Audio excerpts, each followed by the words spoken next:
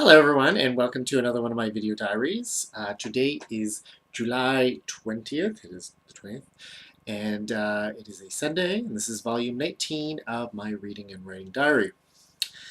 So, as you may have noticed, I don't know if you actually pay attention to these sorts of things, but as you may have noticed, last week I did not publish a video. I actually did a video, but due to some technical issues, the video was not capable of being put on YouTube, which is funny because I often publish videos that have issues with sound and everything, but no, this one I couldn't put on. And I just didn't have time to redo another one, and I thought, you know what, I'll just wait until the weekend and then do another one. And I mean, one of the main reasons that I had trouble with doing a video last week was that I actually, so this is 2 weeks, so the first week I actually had quite a lot of difficulty writing, and in that first week I only wrote 179 words, and I actually managed to write more this week, so in total of the 2 weeks I wrote 1,497 words, which brings my total of writing up into 35,343 words. So I'm good for this week, but the previous week I didn't do a lot of writing. And the main reason for that, there was a lot of reasons. You know, I always have the reason that I'm very busy. But the main reason was that I I received some rejection that week, and about the book that I've written and I've edited and had lots of feedback on. That book I have been trying to get published, and on the Monday of that first week, I received a rejection. Now, I have received rejection in the past. I have received rejection for probably about 20 years now, for various things. So rejection is not something I'm not used to, or that I'm that I need to get a handle on. But it was rejection, and it was a rejection from a publisher that I was not necessarily expecting my work to be accepted by, simply because I feel like my book is a little bit different than their mandate. But at the same time, rejection is always a bit of a kick in the pants. And from this particular publisher, they're fairly well respected, and I really appreciate the taste of the publisher. And I knew that if I did get published by them, I would probably get a fairly good edit on my novel, and I would get a lot of great feedback, and I would just feel very positive about the process overall. And unfortunately, I did not get accepted by them. I got a very lovely rejection notice and everything. So, it happened the best way it could, but it still did affect me. And, anytime you receive any sort of rejection about a creative endeavor, you do start to wonder if maybe you shouldn't be doing the particular creative endeavor that you are engaged in. I mean, in my case too, I always have these feelings, but at the same time, I know that I'm going to keep writing. Like, that's just simply, it's who I am as a person. It's the writing is the thing that gives me incredible amounts of pleasure, and it makes me feel like, I'm a whole person when I write. And, I've been doing it for so long. Like, I know other people who I used to be friends with, or I am still friends with, who were writers when they were younger, and then they eventually just they let it go to the side because they had other things that they were more focused on. But this is the one thing in my life that I really do feel very passionate about, and I've let other things go to the side because I want to focus on writing. So I know that I'm going to keep writing. It's not something that I feel like I'm going to abandon because of one rejection. But at the same time, you, when you are writing, you have to have a certain amount of, I've talked about this, a certain amount of arrogance or confidence gives you some energy to get through these rough periods. And the rejection really did kind of sap my energy and made it very difficult for me to want to continue writing. Um, you know, with any sort of creative endeavor, you're trying to balance your desire to express yourself in the way that you think is the most valid and authentic and um, most true to you. And then you also want to balance it with the fact that you want to be able to communicate with other people and have them understand what you feel and what you want. And when you get rejected, you get the sensation that, oh, maybe people aren't paying as much, or they don't necessarily want what I'm giving them. And so you become, you start to tear apart what you originally thought, oh, maybe this isn't the way I should be communicating with people, or the, maybe I should try to change my voice in some way so that I am more accepted by people. So, I mean, that's what happened with me. I started to wonder if, I know a few people who are doing successfully with their writing, and I wonder if, you know, I think it's, I think it would be really arrogant or hubristic to believe that if you aren't getting negative signals, that you should reconsider why you're doing something or how you're doing something, because maybe you are making mistakes, maybe you're doing something wrong. Um, so, I was going through that whole process. And the thing is too, when you receive a rejection like this, you get a lot of support from, people that you know, but sometimes the support isn't always the most amazing support, or at least it's not the support that you necessarily want. And sometimes I get support from people, and it's of the "don't worry, you'll get through this" kind of support, which is true. It's true. I do have to like think of the bigger picture and that it's eventually going to work out and all that, and blah blah blah. But it's similar to when I used to be single and I used to date, and people would be like, "Oh, don't worry, that perfect person is out there," and I don't necessarily think that's always true, but B, telling someone that their pain right now is kind of unimportant because they'll eventually get to some thing in the future. It may be true, but at that moment, you don't care. You're just pissed off. You feel really annoyed. And to kind of tell someone to just get over it so they can move on is, I think, kind of annoying. And I've probably done it in the past to other people, so I should probably think about this more myself. But one of the best responses I received when I talked about my rejection was that someone just said, now's the time to feel really angry about it and get upset about it. And later is the time to, you know, have all those mature thoughts about, oh, I'm going to, eventually things will work out. And it did also make me think about, uh,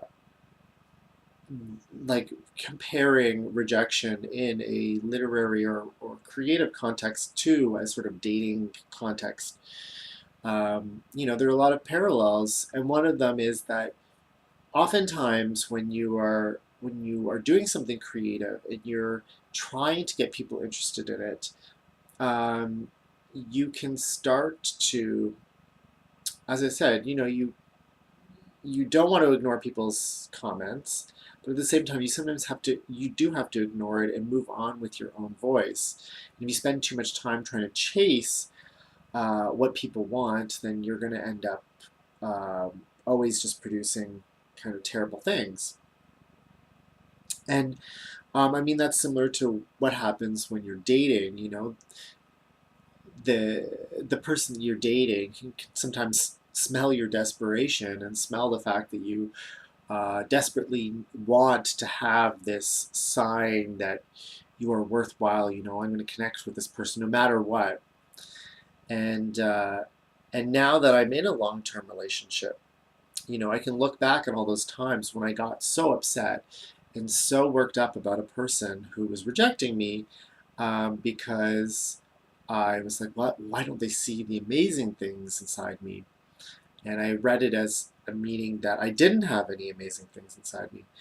And, now I look back on those and go, oh, wait, um, they wouldn't have been able to understand me. They wouldn't have been able to accept me for what I am. And so now that I've met someone who can do those things, I feel so much more confident in myself and in my self-worth, other than trying to change myself. A lot of this is kind of obvious, but um, it is something you like. It's good to remember that you want to find those people who are going to be excited by your work and who are not going to be um, that you don't have to defend your work to them, like uh, and that I think is kind of where I was going, was that I was like, okay, now I have to defend why I'm doing these things, and instead I should be looking for the people who are going to be most excited by them, by my work, and trying to connect with them. And you know it's difficult. I don't necessarily know how I'm going to connect with those particular people, because in many ways I do feel like the writing that I do um, occupies a particular zone that I've chosen it because I feel like it's different than what other people do. So, you know, what? How do you find a community, or people who will listen to you, or who people will be excited by your work, if you don't necessarily know where, if you're choosing a space that you feel is different than what currently exists out there. So I don't know. It's going to be a challenge, but I'm going to keep going. Work as hard as I can, and at the end, you know I have to just be happy with what I'm doing, and I mean that's why I do it, is because it makes me happy.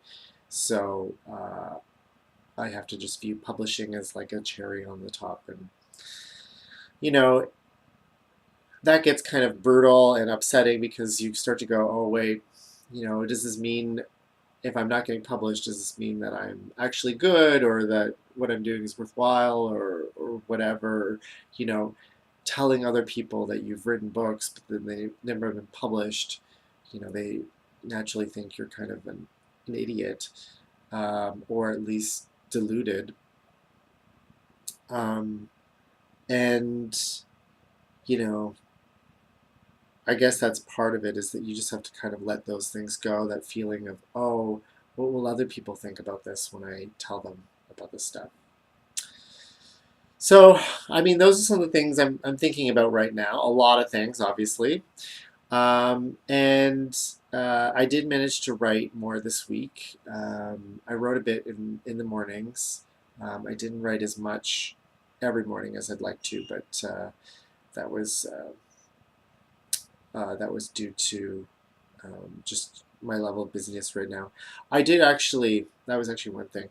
I realized I'm writing this new section, and I was finding it very difficult to get into it. That was another reason why I couldn't write as many words. And I I found actually I had a bit of a breakthrough when I took my writing to like another space, like a coffee shop, and I found that I'd written kind of like two narratives. They didn't feel like two narratives when I was writing it, but I kind of written two different narratives, and that by integrating them and making them fit together better, I realize now where I need to go. And now my big issue is that I'm doing this section, and I want to do a big set piece. I mean, I love doing big, like, kind of set piece where like characters move through various scenes, and like there's no breaks, or no um, it doesn't cut off and go, oh, and give you all this backstory or whatever. It's just one long big set piece. I really enjoy them because I feel like they have a lot of energy, and you feel more immersed in it. But I want this to be kind of like I want this scene to have a lot of meaning and a lot of interest, and you know, to have a kind of a interesting plot. Like I want people to be able to say, "Oh, do you remember this scene in this book?" And then they describe it, and it has all these things that happen in it. And to do that, you have to kind of think of the plot, and I haven't really thought of it yet. I'm kind of struggling with that. And I mean, partially, I just need to just jump in and start going and start swimming, and then eventually I'll think of something. But that is kind of my issue right now, is trying to think of a really good set piece for this scene. And I've talked before about how my novel is it's got kind of a sad central topic. This scene is meant to be really happy and really, I want it to be magical in a way, like beautifully magical, and I mean, that's hard. It's hard to do. I think it's actually really, really hard to write something that feels, like I said, magical, like positive, happy in this new and beautiful and positive way, as opposed to just seeming um, like I think it's very easy to write things that are sad. I think it's very easy to write things that are beautiful, where everything is kind of like, but to create something that has kind of like sparks of life, and you feel excited to read it, and it feels like it's leaping off the page. That's what I really want to have in the section. So I have to really think of what's going to animate that and develop it further. So, I mean, at least that way I have an idea of, where I'm going to move into the future, which I didn't have the previous week. So I'm going to wrap this up. I'm kind of going long on this one. It's like kind of like a double header because I missed last week. I'm just going to mention the book that I'm still reading. I'm still reading Summertime by Coetzee. I'm going to say, I do not like this book. I am not enjoying it. Yeah. I have realized, this is something I've realized, I need to have writing that I find interesting. Like word by word, the writing has to be interesting to me. And I normally think his writing word by word is really good, and this I just don't like. There's just something about it that it feels sloppy to me, or if the words feel not carefully chosen. I mean, I don't know. Maybe my tastes have just changed for Coetzee. Maybe his other books have been like this and I just forgot. And my taste has evolved or changed or whatever. But yeah, I'm not feeling it. I don't know. But yes, I should wrap up. If you have actually finished all the way to this 18-minute mark, I hope you've enjoyed this. I feel more positive. I hope you can see it. More positive about my upcoming week, and I hope I can do a lot of writing. I feel very excited about writing right now. I actually want to do some more non-novel stuff as well. But as I said in the past, Matthew, just focus on the novel. So yes, looking forward to next week. Hopefully I'll have a few thousand words under my belt. Until then, I'll see you. If you have any questions or comments, as I said, please, I always enjoy them, so please add a comment to the YouTube video or send me an email to the email address in my description box, or, I don't know, contact me through ESP or some other way of contacting me without using internet or email devices. In any case, I hope you have a good week. I will try to have a good week too. Bye-bye.